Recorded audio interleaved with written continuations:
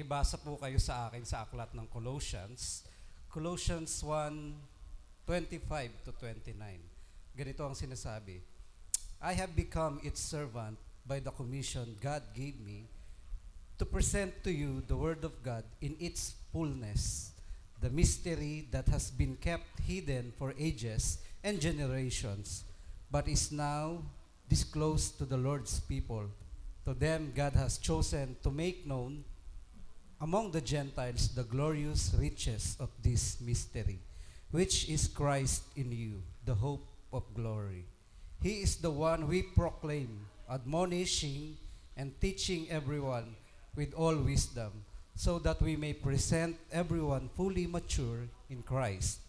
To his end, I strenuously contend with all the energy Christ so powerfully works in me.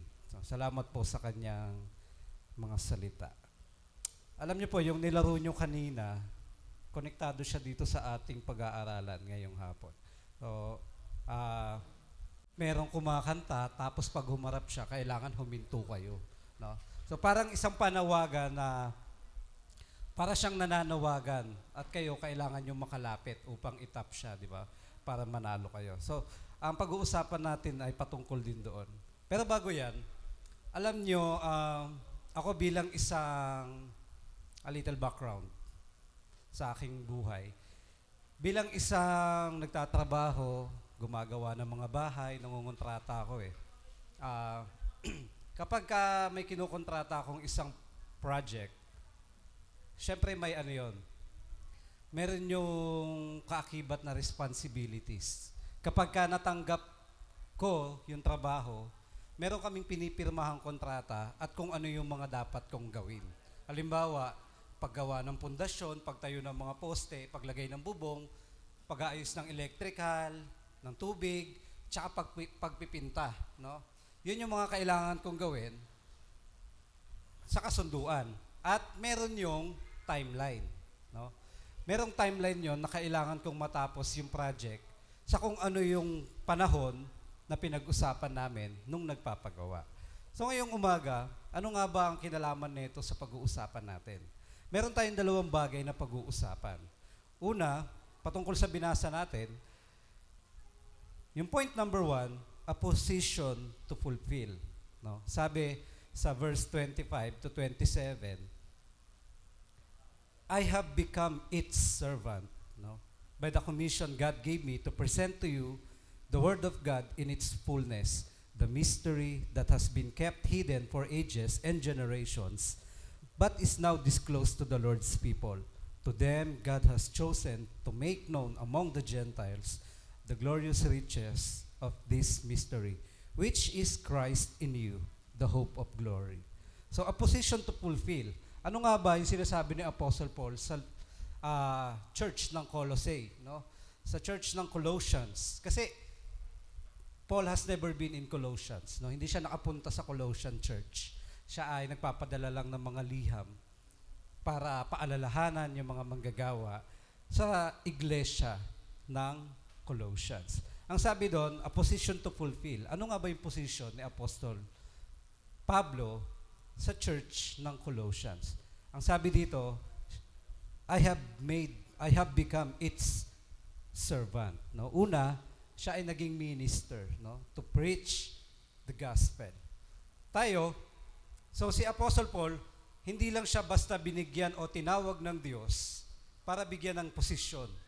No? Kaakibat ng posisyon na yon, meron siya mga responsibilidad na kailangan gawin. Ano yung responsibilidad na yon? Ang sabi sa 25b, to present to you the word of God in its fullness. Para maibahagi o maituro yung salita ng Diyos in its fullness. No? Kailangan niyang magawa ang bagay na yon, hindi lang dahil siya ay binigyan ng posisyon, kundi para siya ay magbahagi ng salita ng Panginoon. He was given a stewardship. No? Alam niyo yung salitang stewardship? Yung pinagkalooban ka ng isang gawain na dapat magawa mo yun faithfully. Hindi pwedeng binigyan ka ng stewardship tapos hindi mo gagampanan yung pinagkaloob sa iyo. So si Apostle Paul, naging faithful siya to the end. No? Ginawa niya yung kanyang tungkulin, yung kanyang posisyon, nung siya ay tinawag ng Panginoon. At ito ay ibahagi ang salita ng Panginoon, anuman ang kalagayan ng buhay niya, anuman yung naging nakaraan niya, at anuman yung magiging future niya. No? Wala na siyang pakialam. Kung babalikan natin, kasi kung babasahin niyo itong book ng Colossians, itong pinag-uusapan natin ngayon, maganda sana nag-umpisa tayo sa Colossians chapter 1, verse 24. Kasi ang sabi sa verse 24, "Now I rejoice in what I am suffering for you, and I fill up in my flesh what is still lacking in regard to Christ's afflictions for the sake of His body, which is the church." No, kung babasahin natin at uunawain natin, lahat ng ginagawa ni Apostle Paul, he doesn't care anymore sa kanyang katawan, physically. No? Wala siyang pakialam kahit anong mangyari sa kanya. Ang mahalaga sa kanya, maihayag ang salita ng Panginoon sa lahat ng tao, sa lahat ng lugar kung saan siya papupuntahin ng Panginoon. No? He doesn't care anymore. Kasi ang sabi niya, kung ano pa yung mga hindi nagawa ni Jesus nung siya ay nabubuhay, pwede ko siyang ipagpatuloy. No? Ano man yung maging hinaharap niya, ano man yung naging nakaraan niya, no? Patuloy niyang ginagawa yung tungkulin na ipinagkaloob sa kanya ng Panginoon. Now, ang tanong, ano bang kinalaman natin dito sa pagkatawag kay Apostle Paul? No? Kung si Apostle Paul tinawag, ano naman ngayon? Ang tanong, nagbago ba ang panawagan ng Diyos sa panahon ni Apostle Paul at sa panahon natin ngayon? No? Hindi naman, di ba? Kung paanong tinawag si Apostle Paul para ipahayag ang salita ng Panginoon, naniniwala ako na ganun pa rin ang pagkatawag niya sa atin ngayon. Maybe hindi pa natin nauunawaan fully yung calling ng Lord sa ating mga buhay. But I believe it's still the same. No? Parehas pa rin yung panawagan ng Diyos mula noon hanggang ngayon. Kapag ikaw tinawag ng Panginoon, hindi ka lang niya tinawag upang umattend, maupo, makipagkwentuhan, at maging masaya. No? There are certain responsibility na kailangan nating gampanan. No?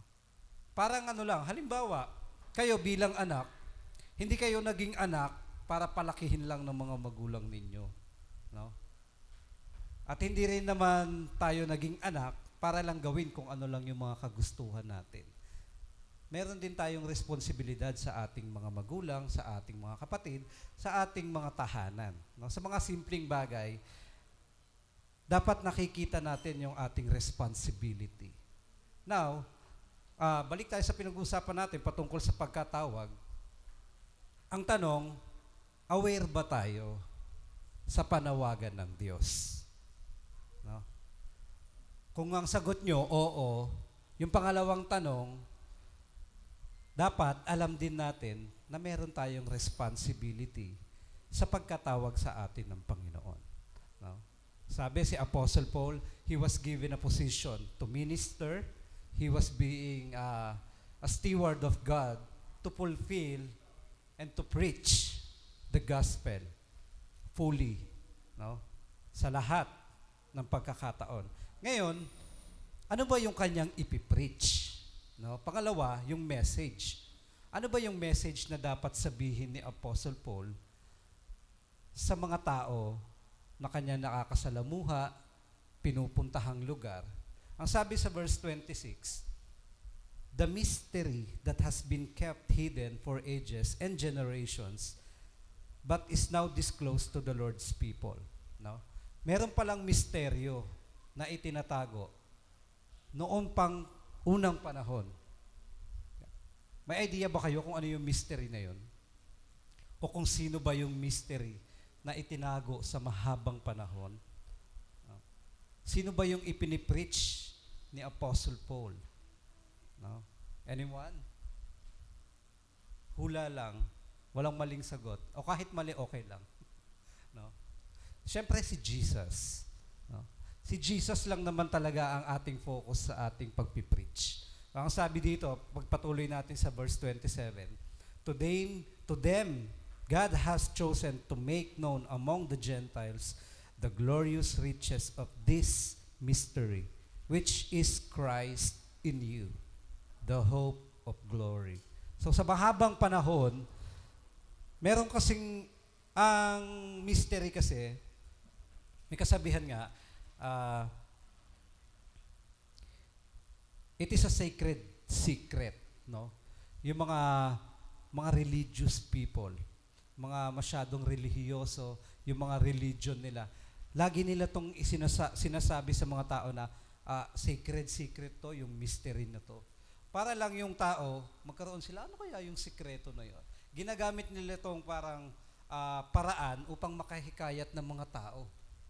No? Para makahikayat sila ng maraming tao na pwede nilang maging member. Ginagamit nila yung paraan na yon para i-deceive yung mga tao sa panahon na yon, no? Kaya yon, pero sa panahon natin, tayo bilang mananampalataya o si Apostle Paul, yung mystery na yon, hindi na siya mystery ngayon. Kasi ni-revealed na siya ng Ama through Jesus Christ. The time Jesus came here, ay nai-reveal na yung mystery nakatago noon pa man, no? Si Jesus, yung mystery na binabanggit dito, na ipinapahayag ni Apostle Paul sa mga hentil, no? Tinago siya sa mga hentil. Parang yung mystery na ito kasi parang, dito lang to, sa mga Hudyo, hindi kayo kasali. No? Kasi noon, sa panahon ng, sa Israel, para ikaw ay maging isang servant, may idea ba kayo kung paano kayo magiging isang alipin sa bansang Israel? Una, may utang ka. Pangalawa, ibinenta ka. No? Kaya nagiging alipin. Kasi may utang ka o kaya ibinenta ka. Naalala niyo yung kwento ni Joseph the Dreamer, no? Sa Old Testament. He was being sold ng mga kapatid niya sa bansang Egypt. Ibinenta siya ng mga kapatid niya. So si Joseph, dinala sa Egypt, naging alipin siya doon, no? Tayo, may pagkakautang tayo sa Diyos because of sin. Nagkaroon tayo ng utang sa Diyos. Pangalawa, we are being sold to sin because of Satan, no? Because of Satan, nahulog tayo kasalanan. May utang tayo, but God paid the price for our debt. Pangalawa, we are being redeemed by God. Tinubos tayo ng Diyos, no? Sa pagkakabenta sa atin sa kasalanan. So si Apostle Paul, kung mapapansin niyo, yung buhay niya noon, ganun din naman, no? Siya ay may pagkakautang sa Diyos sa lahat ng kasalanan ginawa niya, no? He was a Christian persecutor, no?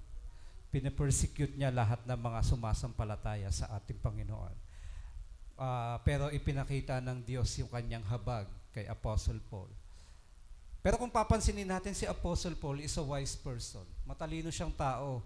Aral siya. Kung sa panahon natin ngayon, si Apostle Paul ay isang parang abogado, no? Para siyang abogado. Kasi aral niya lahat ng batas sa Old Testament. Kabisado niya yung batas ng Old Testament. Ang hindi lang niya matanggap na si Jesus na pala yung katuparan ng mga batas o ng mga sinasabi sa Old Testament. Hindi niya matanggap na yung isang tao na gusgusin, madungis, yan ba yun? No? Siya ba yung kasagutan sa mga binabasa ko sa Old Testament? So hindi matanggap ni Apostle Paul yun. Kaya pinipersecute niya lahat ng mga follower ni Jesus. No, ipinapapatay, pinapahabol, pinapahuli, pinapakulong. Pero ipinakita ng Diyos ang kanyang habag kay Apostle Paul. He was called by God on his way to Damascus, no? Na-encounter niya si Jesus.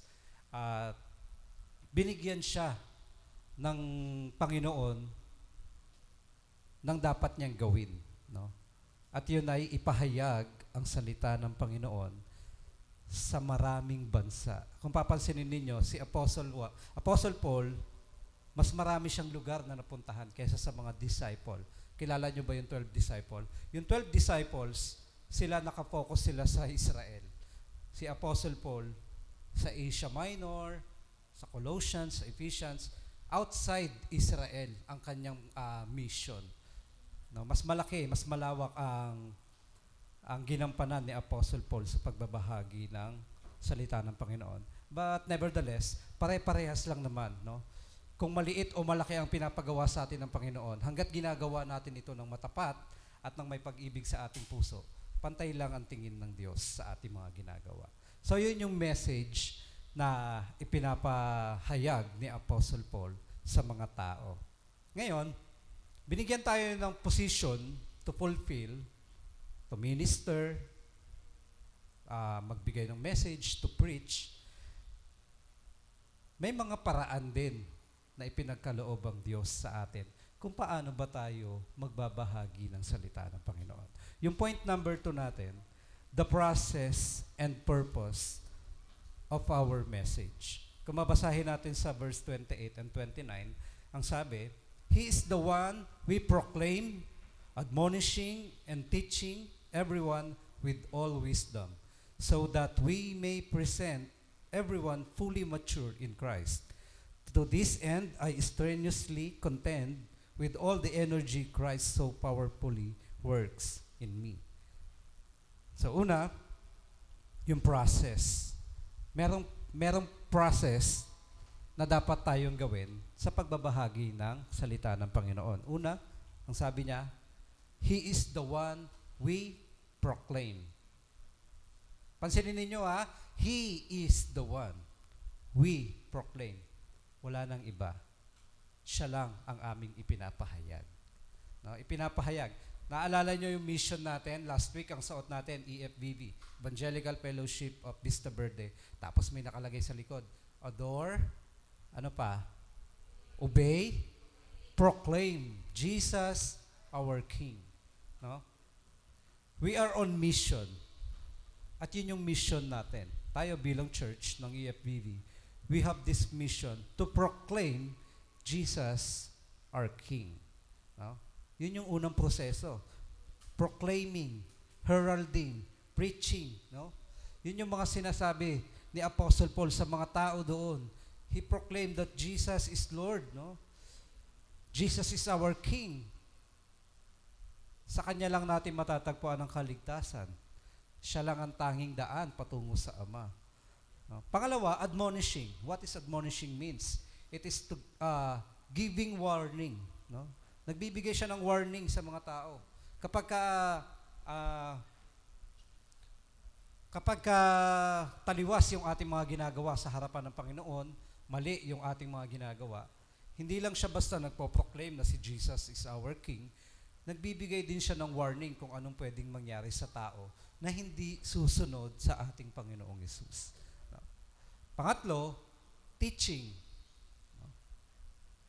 Ang pagtuturo ni Apostle Paul, it is to establish, establishing them in the truth. Patuloy siya nagtuturo kung ano yung katotohanan. Para yung mga taong nasa paligid niya, nakakapakinig ng mga salita ng Panginoon, na-establish sila na, ito pala yung totoo. Kasi, merong nangyayari sa Colossians na bumabagabag kay Apostle Paul. Kaya yung kanyang process of preaching is to proclaim, admonish, and teach. Ang sabi sa Colossians 2:8, ganito ang sinasabi, See to it that no one takes you captive through hollow and deceptive philosophy, which depends on human tradition and the elemental spiritual forces of this world rather than on Christ. Yung mga tao sa Colossians, natatangay sila ng mga deceiver. Dinideceive sila na ang itunuturo sa kanila more on mga pamahiin, sabi-sabi, kung ano-ano, na outside sa kalooban ni Christ. No? Sa labas sa kalooban ng ating Panginoon. Kaya binibigyan niya ng warning yung mga taga-Colossians na ito yung inyong pakinggan. Ito yung inyong sundin. Ito yung inyong gawin. Para hindi sila mahatak ng mga tao. Ang sabi, see to it, that no one takes you captive. No? Parang mabilanggo kayo doon sa mga tradisyon, sabi-sabi.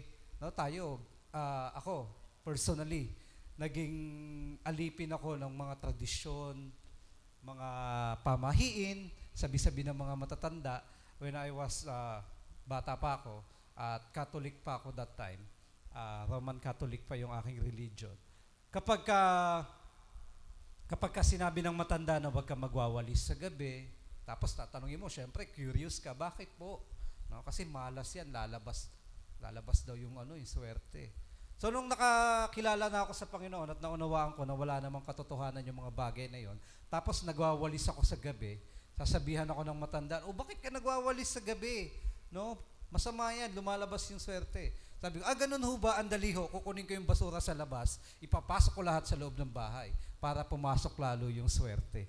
Kasi ayaw yung ipalabas yung dumi. No? So, yung mga ganong mga kasabihan noon na tayo naman, naniniwala tayo, lalo na kapag may patay, nakakatakot, di ba? Sinasabi nila, huwag mong ipapatak yung luha mo sa sa salamin ng kabaong. Malas yun, no? Bawal kang maglinis kapag may nakaburol, no?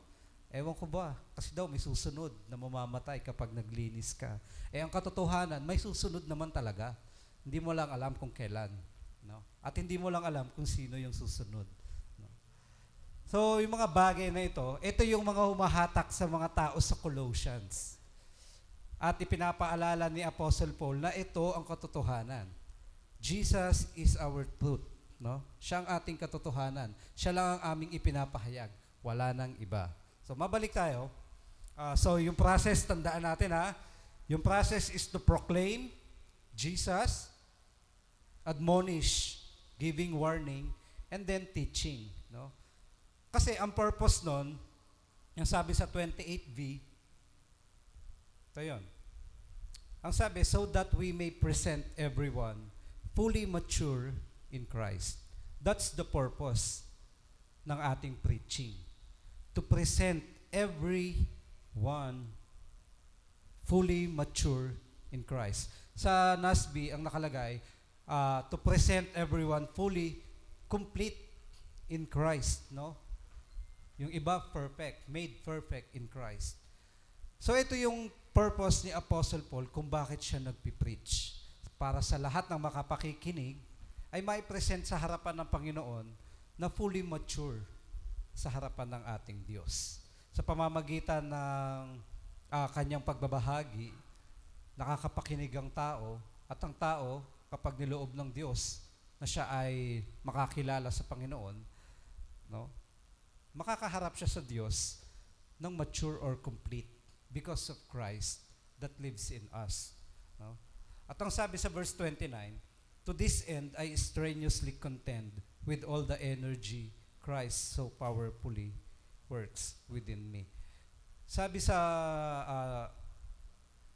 New American Standard Version or NASB, may sinabi doon si Apostle Paul na for this purpose, also I labor, striving according to His power, which mightily works in me.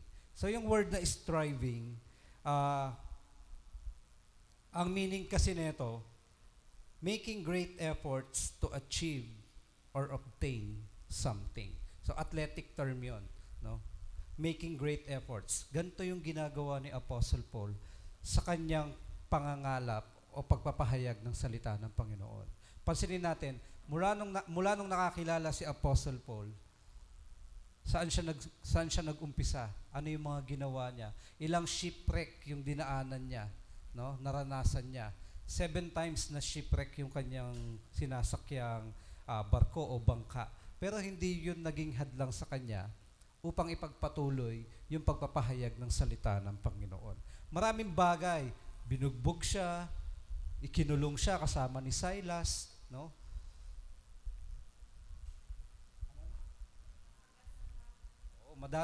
Madaming pinagdaanan ng Apostle Paul.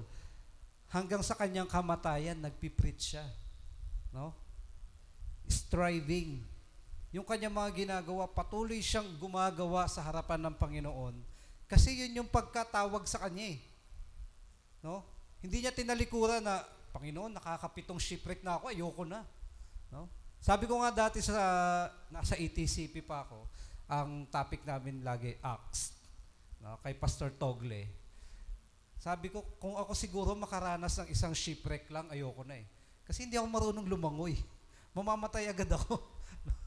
Hindi na ako makakapagbahagi ng salita ng Panginoon. Siguro may ibang way naman para makapagbahagi ako ng salita ng Panginoon. Pero si Apostle Paul, anuman at anuman ang nangyari sa kanya, anuman yung kanya mga pinagdaanan, he doesn't give up. No? Hindi siya sumuko. Nagpatuloy siya hanggang sa huling hininga ng kanyang buhay. Nagpipreach pa din siya. Kahit na yung dadalhin na siya, kasi ang huling bilangguan niya is sa Rome, no?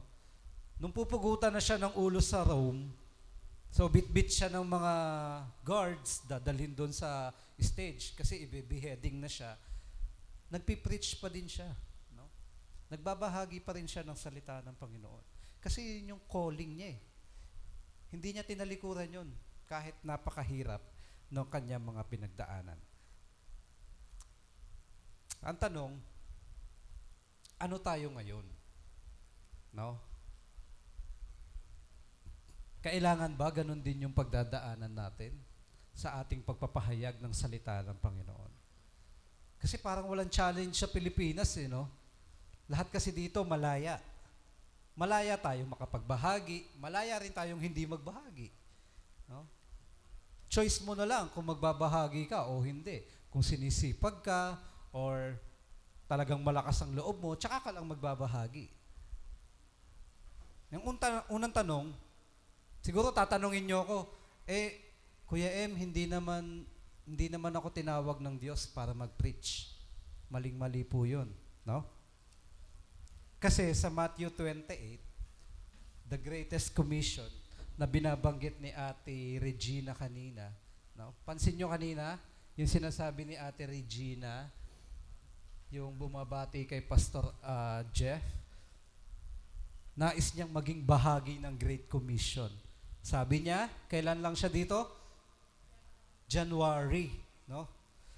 Nung January lang siya nag-start na mag-church dito. Pero yun agad yung nais niyang gawin para sa Panginoon at para maging bahagi ng iglesyang ito. Sa Great Commission, Matthew 28, sabi dito,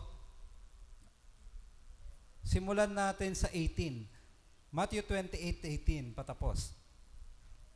Then Jesus came up to them and said, all authority in heaven and on earth has been given to me.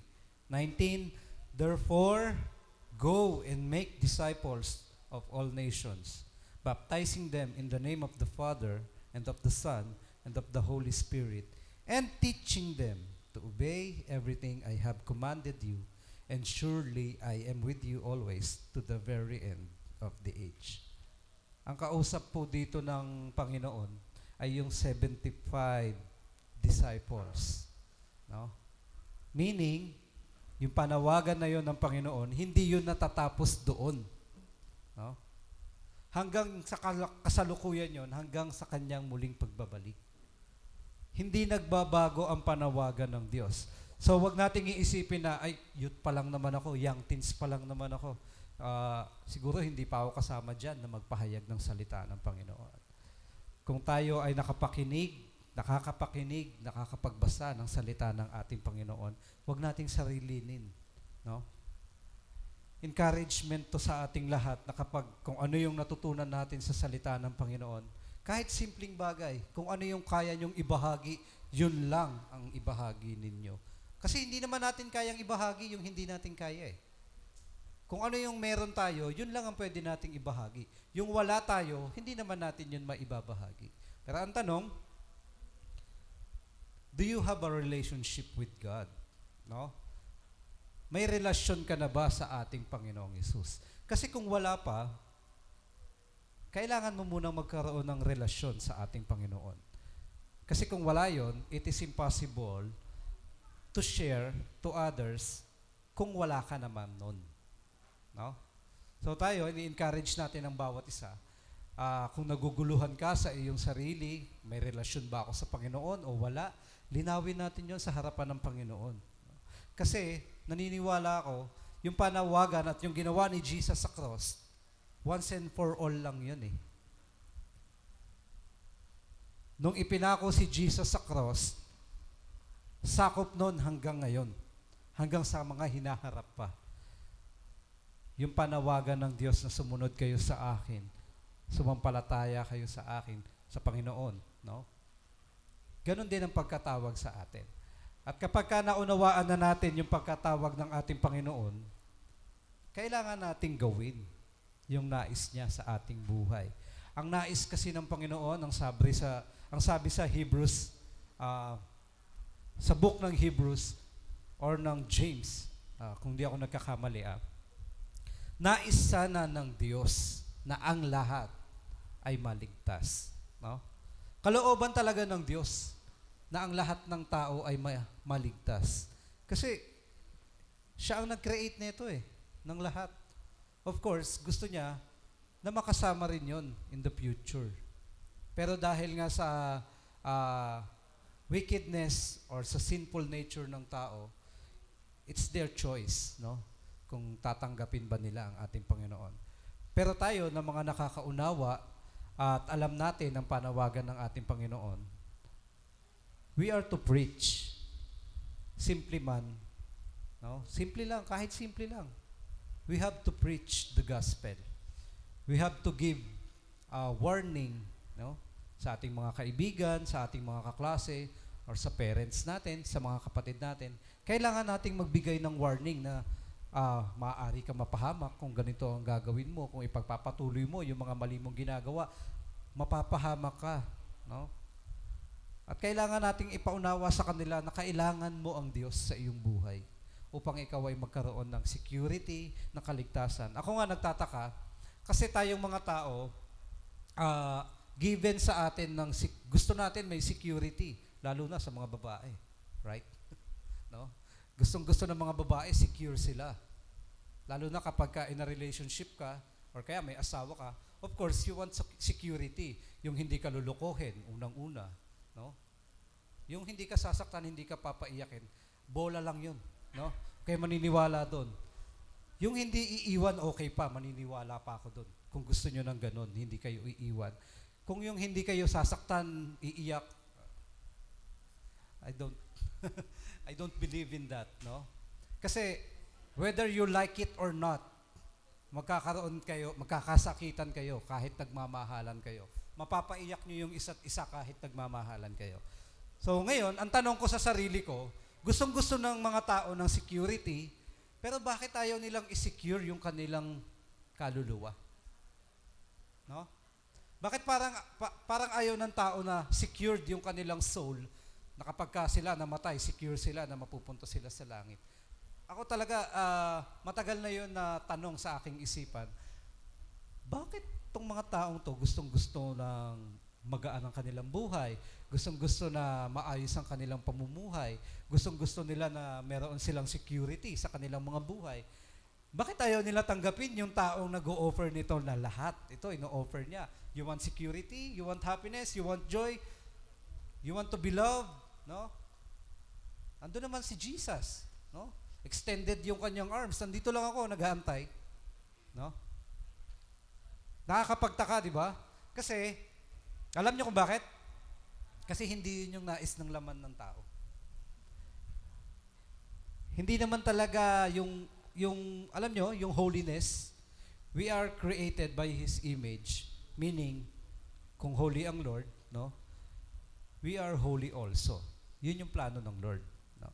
Maganda ang plano ng Diyos. Pero ang tao, meron siyang sinful nature. Mas pinipili ng laman kung ano lang ang kanyang gusto. No? Kaya nga ang sabi ni Apostle Paul, yung ayaw ng laman, yun yung nais ng Espiritu. Yung ayaw ng Espiritu, yun yung nais ng laman. No? Anong ibig sabihin? Kung ano yung gusto mong gawin, yun yung ayaw ng Spirit. Kung ano yung gusto ng Spirit, yun yung ayaw mong gawin. No? Nagigets niyo yung point? No? Tayo mga tao, gusto natin lang, okay lang, basta masaya ako. No? Kung ano yung magpapasaya sa akin, kahit ikalulungkot ng Diyos, yun yung gagawin ko. So yun yung mga bagay na minsan hindi ko talaga maunawaan. No? So pero sa atin, sabi ko nga, Yung panawagan ng Diyos is the same. So we are to preach, we have to admonish, and to teach, no? Ng salita ng Panginoon. Kasi yun yung whole point ng ating responsibility. No? Kailangan nating gampanan yung ating responsibility. Kasi rebuild naman na lahat eh. Wala nang inililihim ang Diyos. Inirebuild niya na lahat through Jesus. Wala ka nang dapat panghulaan. Ayaw ba ng Diyos tong ginagawa ko? O gusto niya? Nakasaad na lahat dito. Oh. Babasahin na lang natin. Tatanggapin na lang natin. Aaralin natin. No? Lahat inireveal na ng Diyos kung paano ka lalakad patungo sa Ama, kung paano ka lalakad sa Kanyang kalooban, lahat sinabi na ng Diyos. No? Napakarami niya ng taong ginamit, pagkakataon, pangyayari, para ipahayag sa atin yung katotohanan. So ito yung ating responsibility. No? Gawin din natin kung ano yung ginagawa ni Jesus. Kasi ang nais ng Diyos, maligtas ang tao. No? Ang nais ng Diyos, ang lahat ng tenga ay makapakinig ng Kanyang salita. So yun yung whole point ng ating responsibility. So tandaan natin, kapag tinawag tayo ng Diyos, may ipinapagawa siya. No? Hindi ka tinawag. Halimbawa ako, magulang na ako. Pag tinawag ko yung anak ko, hindi ko siya tatawagin para maupo lang sa tabi ko. Kaya ako siya tinatawag most of the time, Angel, pakikuha nga ito. Angel, tulungan mo nga ako dito. Angel, magsalang ka nga ng mainit na tubig. So yung mga bagay na gano'n, no? So tayo, tinawag tayo ng Diyos kasi meron siyang naisipagawa sa atin. No? Tinawag niya tayo para kumilos at gawin ang Kanyang kalooban. So to sum it up, ng ating conclusion, sa ating pagwawakas, as Paul embraces God's call, that even before his beheading, yung sinasabi ko nga kanina, in-embrace niya yung calling ng Panginoon sa kanya. Even before his death, he is still proclaiming the Word of God. And so, tayo rin, no? Let us embrace the call of God. No? Wag tayong, Lord, wait lang. Lord, teka lang, di pa ako ready. No? Ang tanong, when will you be ready? Kailan ka ba magiging handa sa panawagan ng Diyos? No? Huwag tayong tumulad doon sa lalaking mayaman na ang sabi niya, Panginoon, nais kong sumunod sa iyo. No?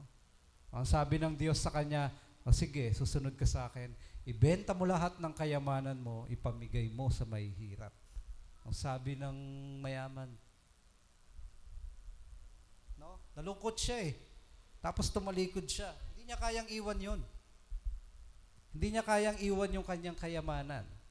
So tayo minsan, malakas yung loob natin, susunod ako sa iyo, Panginoon. Kapag masaya nga lang. No? Kapag madali lang yung gagawin, sige Lord, go ako. Pero pag mahirap, sige po, kaya na po nila yan. No? Sila na lang. No? I-embrace natin yung panawagan ng Lord. Kasi, sinasabi ko sa inyo ngayon pa lang, yung panawagan ng Diyos, hindi na puputol, hindi na babali. No? Share ko ulit, konti na lang. No? Ako ilang beses na akong tumakas sa kalooban ng Lord. No? Maraming beses na akong tumakbo sa panawagan ng Lord. Ayoko talaga maging pastor. No? Ilang beses na ako na tumalikod sa kanyang kalooban. Pero kasi may isang pastor na nagsabi sa akin na God's call is irrevocable. No? Hindi mo kayang takasan ng panawagan ng Lord. Message kanina, Nineveh, right? Hindi ko masyadong napakinggan eh. Busy ako eh, kay Jonah. No? Si Jonah, inutusan ng Lord, pumunta ka ng Nineveh, sabihin mo sa kanila to. No? Ayaw ni Jonah kasi ang sama-sama ng lugar na yun, tapos papatawarin mo lang. No? Dapat sa kanila i-condemn. No? Kaya ayaw niya pumunta ng Nineveh. So kakatakas niya, kinain tuloy siya ng dilis. No? Kinain siya ng isda. So sa akin, sabi ko nga, nung na-realize ko na paulit-ulit akong lumalayo sa panawagan ng Diyos. Sabi ko, ayoko namang makain ng isda. Baka mamaya hindi isda ang kumain sa akin, baka dinosaur. Hindi na ako makalabas, no? So, let us embrace God's call that nothing can hold us back anymore sa pagbabahagi ng salita ng Panginoon. Lagi nating tandaan, whatever age you are right now, may capacity pa rin kayo na mag-share ng salita ng Lord. No? Huwag nating isipin na bata pa tayo, no? Kaya parang okay lang na ay hindi ko pa kaya mag-share ng salita ng Panginoon, no? Lagi nating iisipin na God is so big na kaya niyang sakupin lahat ng kakulangan natin, no? Kaya niyang saluhin lahat ng kahinaan natin. No? Kaya wag tayong malulungkot na ay kailangan kong mag-preach. Nahiya ako eh. Hindi ko kaya. No? Huwag tayong panghihinaan ng loob. Kasi sinabi niya man marami ng taong sumunod sa Panginoon. At naniniwala ako na nagdiriwang sila ngayon sa harapan ng Panginoon dahil ginawa nila ang kalooban ng Lord sa kanilang mga buhay. So, with that, tayo ay manalangin. Panginoon, maraming salamat po sa inyong kalooban. Maraming salamat sa patuloy na panawagan ninyo sa amin na magbahagi kami ng salita ng Panginoon sa ibang tao upang mas marami pa ang makakilala sa aming Panginoong Hesus. Tulungan niyo kami palagi, Panginoon, sa lahat ng aming gagawin, maliit man ito o malaki, Panginoon. Kami ay humihiling ng iyong biyaya at pagpapala na tutulungan niyo kami sa lahat ng bagay, Panginoon. Encourage mo kami palagi, Panginoon, ng mga salita mo. Give us joy na gawin ang kalooban mo, Panginoon. Give us wisdom sa pag-aaral ng iyong mga salita. Salamat, O Diyos, sa mga tao na ginagamit mo upang kami ay tulungan na maunawaan ang mga salita mo, ang mensahe mo para sa amin. Salamat din, Panginoon, sa buhay ng bawat isa na narito. Patuloy niyo kaming pagpalain at pagkaisahin sa pamamagitan ng Espiritu Santo na nasa amin. Salamat po, O Diyos, sa inyo ang lahat ng kapurihan at kabanalan, kadakilaan. Sa pangalan ng aming Panginoong Hesus. Amen. Amen. Thank you.